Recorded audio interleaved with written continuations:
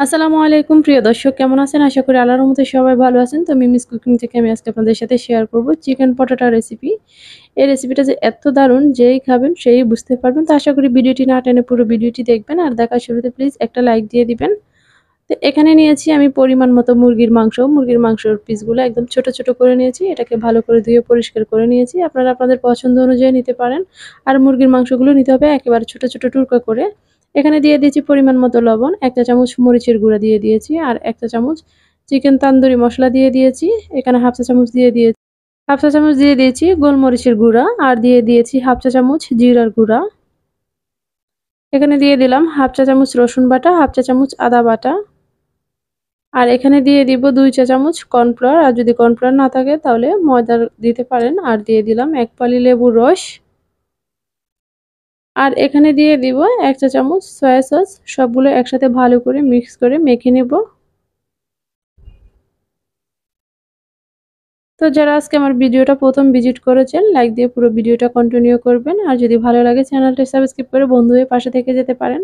তো এটাকে ভালো করে মেখে আমি ১ ঘন্টার জন্য রেস্টে রেখে দিতে হবে। আর যদি সময় না থাকে তাহলে আধা ঘন্টার জন্য রেস্টে রেখে দিবেন। তো এই যে এখানে আমি ২ টো আলু নিব। তো আলুর বড়, বড় সাইজগুলো নিতে হবে। মাঝখানের যে বড় সাইজগুলো যতটুক পরিমাণ যত পিস মাংস নিবেন অত পিস কিন্তু আলু নিতে হবে। তো এই আলুটাকে আমি পাতলা করে কেটে নিয়েছি। এটাকে আমি লবণ দিয়ে মেখে আধা ঘন্টার জন্য রেখে দিব। আর এটা মেখে রাখলে আলুটা কিন্তু পানি বের হয়ে নরম হয়ে যাবে। তাহলে আপনি যেভাবে পারবেন ওভাবে কিন্তু আলুর ভাজটা করতে পারবেন। আর যদি শক্ত থাকেন তাহলে কিন্তু ভাজটা হবে না, আলুটা ভেঙে যাবে।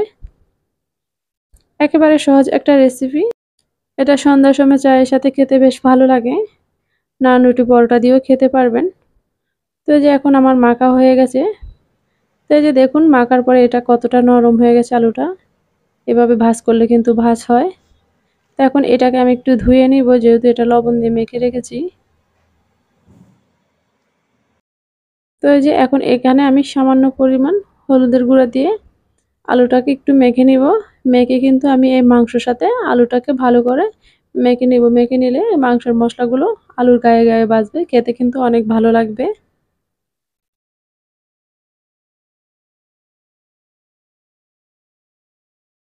তো এই যে এখন কিন্তু আমি আলুর সাথে মাংসগুলো মেখে নিলাম।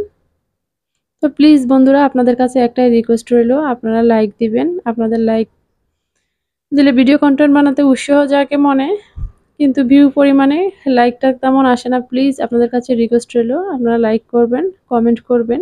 তো এই যে দেখতেই পাচ্ছেন আমি কিন্তু আলুর ভাজে মাংসটা দিয়েছি কিভাবে, এভাবে দিয়ে এই যে কাবাব কাঠিগুলো দিয়ে আমি কাবাব কাঠিটা আগেই ভালো করে ধুয়ে নিয়েছি। এভাবে কাবাব কাঠি দিয়ে আস্তে গেঁথে নিতে হবে। আর গাঁথার সময় কিন্তু সাবধানে যাতে হাতে না লাগে। এই যে মাংসটা মাঝখানে দিয়ে আলুর ভাঁজ করে গেঁথে নিব। এখানে কিন্তু আমি ২ পিসে ভাজবো, আপনারা চাইলে ১ পিস দিয়েও ভাজতে পারেন। এই যে আলুর মাঝখানে দিয়ে মাংসটা এভাবে ভাঁজ করে গেঁথে নিতে হবে। এক পাশ দিছি এভাবে, আরেক পাশ দুটা দুপাশে দিতে হবে। তো এখান থেকে আমি কাঠিটা ভেঙে নিব। যেহেতু কাঠিটা বড়, আমি ওই কাঠিতে আরেকটা করে নিব।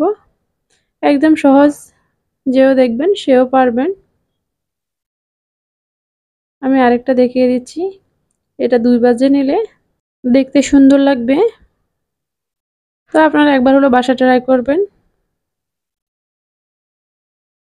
এই যে খুব সহজ একটা রেসিপি।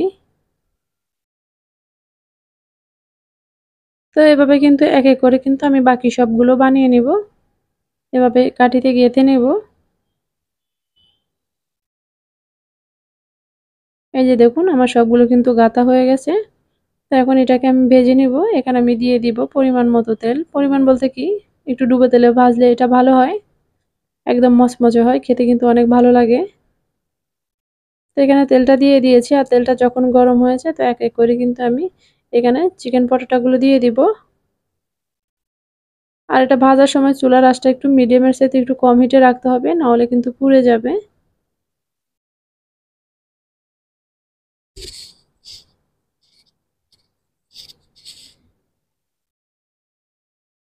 তো এই যে এভাবে কিন্তু এক, এক করে আমি ভেজে নিব। তো দেওয়ার পরে কিছুক্ষণ পর এটাকে উল্টে দিতে হবে। এই যে দেখতেই পারছেন।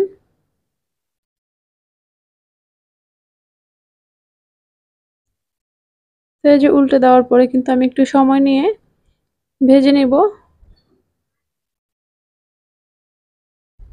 উল্টে পাল্টে কিন্তু আমি দোনো পিঠ ভেজে নিয়েছি। এই যে দেখতেই পাচ্ছেন, যখন এরকম একটা কালার হবে তখন নামিয়ে নিতে হবে। তো আমার রেসিপিটা যদি ভালো লাগে প্লিজ লাইক দিবেন, কমেন্ট করবেন, বন্ধুদের মাঝে শেয়ার করে দিবেন। আপনাদের লাইক, কমেন্ট, শেয়ার আমার ভিডিওটা হাজার লোকের কাছে পৌঁছে দিতে সাহায্য করবে। আর চ্যানেলটা সাবস্ক্রাইব করে অল বাটনে ক্লিক করে রাখবেন, যাতে পরবর্তী ভিডিও ছাড়ার সাথে সাথে আপনাদের কাছে নোটিফিকেশন পৌঁছে যায়। এখন আমি কিন্তু সবগুলো নামিয়ে নিয়েছি। এভাবে কিন্তু এক এক করে আমি বাকিগুলোও ভেজে নিব। প্লিজ বন্ধুরা, আপনাদের কাছে একটাই রিকোয়েস্ট রইল, আপনারা লাইক দিবেন, কমেন্ট করবেন আর আমার রেসিপিটা কেমন হয়েছে কমেন্ট করে জানিয়ে দিবেন। এই যে দেখুন কতটা সুন্দর হয়েছে। তো এতক্ষণ সাথে থাকার জন্য আপনাদেরকে অসংখ্য ধন্যবাদ। পরবর্তী ভিডিও দেখার জন্য আমন্ত্রণ রইল। সবাই ভালো থাকবেন, সুস্থ থাকবেন। আল্লাহ হাফেজ।